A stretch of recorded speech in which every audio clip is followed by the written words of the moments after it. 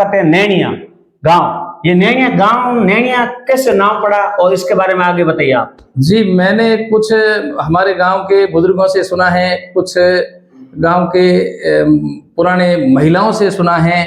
तो ऐसा है कि किंवदंती के रूप में ऐसा कहा जाता है कि यहाँ पर पहले, आज से 700 वर्ष पहले, मारवाड़ से कोई एक नैनी नाम की गुजरी अपने दल बल सहित डेरा लेकर के यहाँ आई थी और हमारे गांव में उन्होंने कुछ समय तक, कुछ वर्षों तक विश्राम किया था।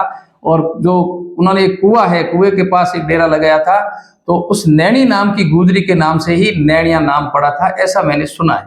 अच्छा, अपन नैनिया गांव में कुल बस्ती कितनी है लगभग? नैनिया गांव में वर्तमान समय में 350 के से ज्यादा घर है। अच्छा, और विभिन्न जातियों के लोग यहाँ। साथियों नमस्कार, मैं परशुराम ढाका, पीआरडी मरोदरा, राजस्थान। साथियों, आज मैं बीकानेर जिले में नैनिया गांव में पहुंचा हूं। साथियों, जिस भाई को नैनिया गांव का ध्यान है वो कमेंट करके बताना कि बीकानेर जिले में नैनिया गांव है। जिस भाई को ध्यान नहीं है वो इस वीडियो को पूरा देखना और इस वीडियो को आगे शेयर करें ताकि लोगों को पता चले बीकानेर जिले में एक नैनिया गांव है। और हमारे साथ आज गुरुजी है जो शिक्षा परिवार से जुड़े हुए हैं। पूरा नाम बताएंगे, पूरा परिचय बताएंगे, गांव का पूरी जानकारी आपको बताएंगे। गुरुजी नमस्कार। नमस्कार साहब। आप पूरा परिचय बताओ दर्शकों में। मेरा नाम छत्रपाल सिंह रावलोत है और मैं इसी गांव का हूं। और मेरा पूर्व का गांव जो जागीरदारी के हिसाब से तो खारा लोहान यहाँ नजदीक में ही है। अच्छा। और वर्तमान में हम ये खारा की सरहद में रह रहे हैं, तो नैनिया के नजदीक है, इसलिए हम इसी नैनिया को ही अपना गांव मानने लगे हैं। और मैं यहाँ पर राजकीय उच्च माध्यमिक विद्यालय नैनिया में अध्यापक हूँ। मैं गत 30 वर्षों से इसी विद्यालय में प्राथमिक शिक्षा की 5वीं की स्कूल में भी यही था, मिडिल में भी यही था और सेकेंडरी और उच्च माध्यमिक। गुरुजी एक बात आप बताओ जी, आप शिक्षा परिवार से जुड़े हैं जी, आपको मतलब बच्चों को शिक्षा देने में आपकी रुचि और भाव आपको कैसा लग रहा है? जी, मेरा पारिवारिक बैकग्राउंड एजुकेशन से ही है। मेरे फादर भी, मेरे पिताजी भी, अमर सिंह जी भी, वो भी इसी विद्यालय में अध्यापक थे। अच्छा। और हम लगातार यहाँ पर 50 से ज्यादा वर्षों से इसी विद्यालय में दूसरी पीढ़ी के रूप में मैं कार्यरत हूँ।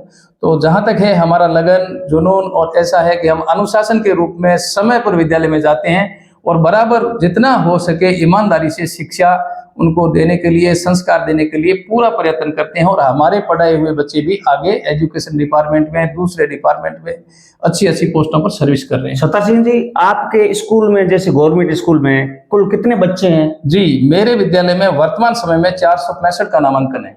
465 बच्चे? हाँ, 465 विद्यार्थियों का नामांकन है। ये गाँव का एकमात्र विद्यालय है जो पीओ स्कूल भी है। प्रधानाचार्य हमारे यहीं बैठते हैं। हमारे अंडर में भी हमारे ग्राम पंचायत की दूसरी विद्यालय भी है।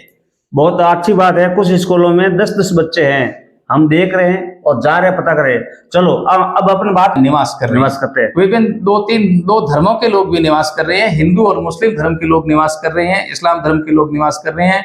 और हिंदू धर्म में भी यहाँ पर और जातियां हैं, जैसे राजपूत है, कुंभार है, दर्जी है, नाई है, पालीवाल है, ब्राह्मण जो आते हैं, सेवक ब्राह्मण है, साध है, ढोली, और यहाँ पर लवार जाति के लोग भी रहते हैं। इसके अलावा यहाँ पर विष्णुई जाति के लोग भी रहते हैं, कुछ घर है।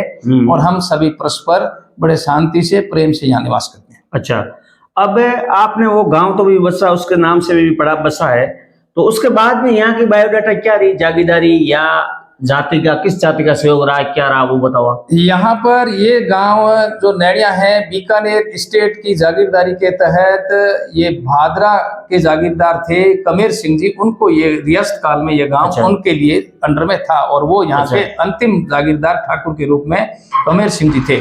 अच्छा। और जब से जागीरदारी प्रथा से हट गई है, देश आजाद हो गया है, तब से वो वहाँ यहाँ के जो जागीरदार थे वो बीकानेर में निवास कर रहे हैं और यहाँ पर लोग आराम से रह रहे हैं, परस्पर बराबर सहयोग से रह रहे हैं। किसी भी प्रकार का कोई भेदभाव या कोई वैमनस्य की ऐसी कोई बात है नहीं।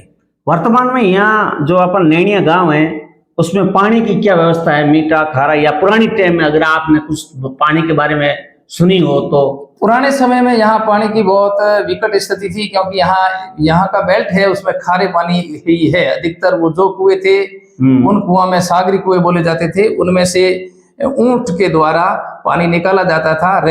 हाँ, करके हाँ, ऐसी स्थिति थी और स्थिति बड़ी खराब थी। लेकिन जैसे ही सरकार ने अपने संसाधनों के द्वारा यहाँ नलकूप ट्यूबवेल लगवा दिए थे, जो हमारे यहाँ एक पूर्व सांसद हुए थे बीकानेर के महेंद्र सिंह भाटी, उन्होंने हमारे सबसे पहले यहाँ ट्यूबवेल बनवाया था। उसके बाद और भी सरकार ने ट्यूबवेल बनवा दिए। वर्तमान समय में 2 ट्यूबवेल हमारे पानी के चल रहे हैं और पर्याप्त पानी आ रहा है। अपन इस नैनिया गांव में देव स्थान कौन कौन से? नैनिया गांव में मंदिर और मस्जिद है। तो मुसलमानों के लिए तो मस्जिद है और हिंदुओं के लिए मंदिर बने हुए हैं। जैसे ठाकुर जी का मंदिर है, यहाँ लक्ष्मीनाथ जी का मंदिर है, और हमारे यहाँ पर एक जीवित समाधि है। एक संत थे, अमरागर बाबा के नाम से बोलते हैं, उनकी भी 350 साल से भी ज्यादा की यहाँ समाधि है। वहाँ भी मंदिर है। रामदेव जी का मंदिर है। इसके अलावा छोटे बड़े और यहाँ के स्थानीय लोक देवता हैं, उनके भी मंदिर है। अच्छा। अब गुरुजी आपसे मैं ये पूछना चाहता हूँ, आपने जाति तो बताई दी जी। जाति के बाद में अपन होली दिवाली ये सनातन धर्म में त्योहार आते हैं, उस दिन सब, चाहे ग्वाड़ हो, चाहे पंचायत हो, चाहे कोई भवन हो, उसमें सब लोग एकत्र होते हैं। और उस समय मतलब इस गांव का प्रेम भाव कैसा है?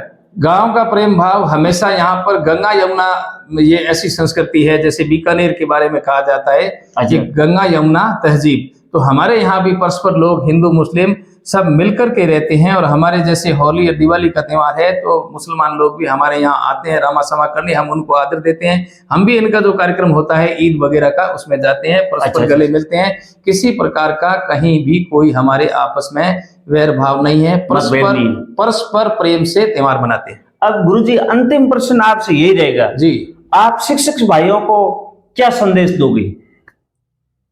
मैं तो यही संदेश दूंगा कि सब मेहनत करो, अनुशासन में रहो, और अपने आगे जो बच्चे पढ़ रहे हैं उनको अपना बच्चा मान के बिना जाति धर्म के विद्यालय में जाकर के पूरा 100% दो, और उन्हें आगे बढ़ने के लिए ऐसे मौके दो जिससे वो हमारे देश का अच्छा नागरिक बन सके और अच्छा वो अपना विकास अपना परिवार का, अपने समाज का और देश का कर सके।